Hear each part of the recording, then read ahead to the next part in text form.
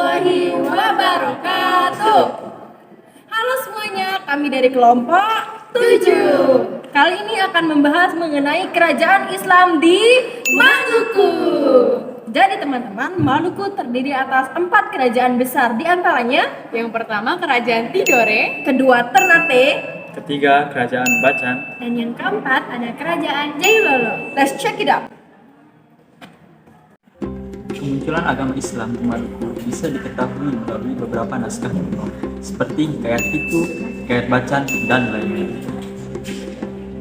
agama Islam mulai masuk ke Maluku pada abad ke-8 Masehi yang dibawa oleh empat syekh dari Persia ataupun Irak. Keempatnya berpencar di wilayah-wilayah di Maluku seperti Ternate, Tidore, dan juga Halmahera.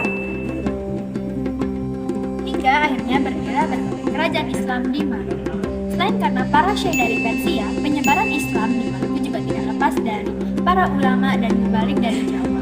Sunan Giri dari Jawa memperkenalkan agama Islam kepada Raja Ternate yaitu Zainal Abidin pada tahun 1486 Masehi.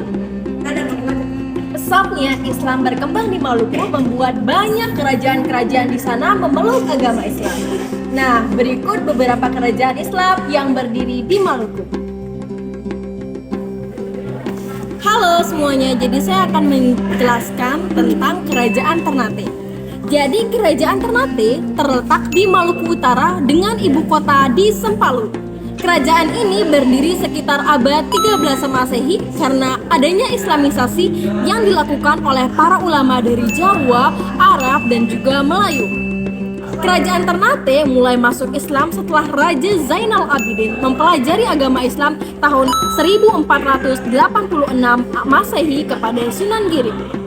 Nah, kerajaan Ternate termasuk kerajaan penghasil rempah-rempah dengan kualitas terbaik sekali.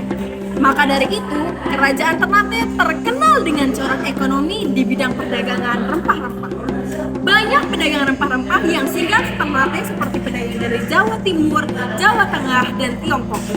Selain itu, kerajaan Ternate juga berhasil mengembangkan kota pelabuhan yang menjadi pusat perdagangan rempah di wilayah Indonesia Timur.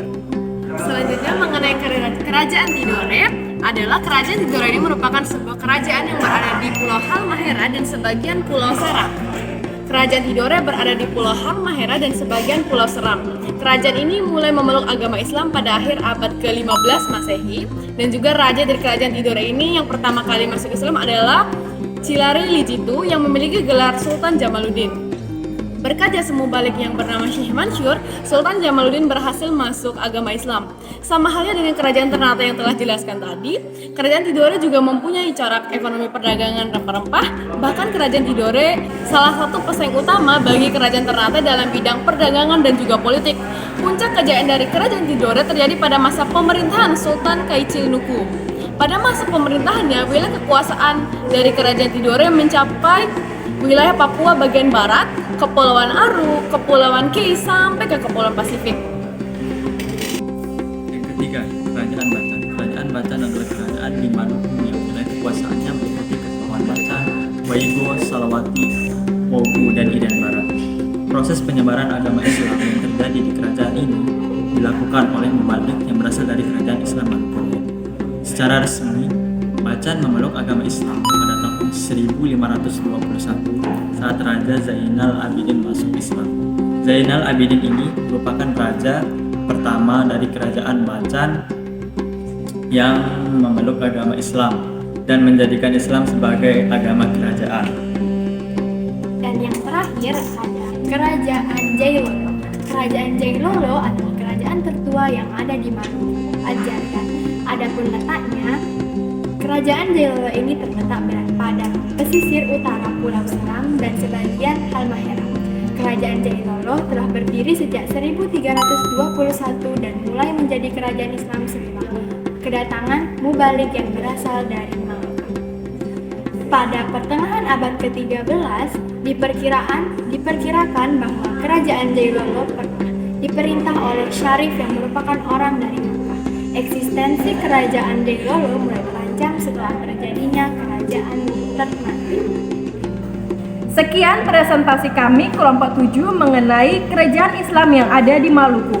Semoga teman-teman bisa mengambil manfaat dan pelajaran dari hasil presentasi kami ya. Sekian panitia yang bertugas. Saya Aura Madani absen 5. Saya Bayi Nikia Yunitia absen 9. Saya Laila Inaya absen 21. Saya Muhammad Firdaus absen 23.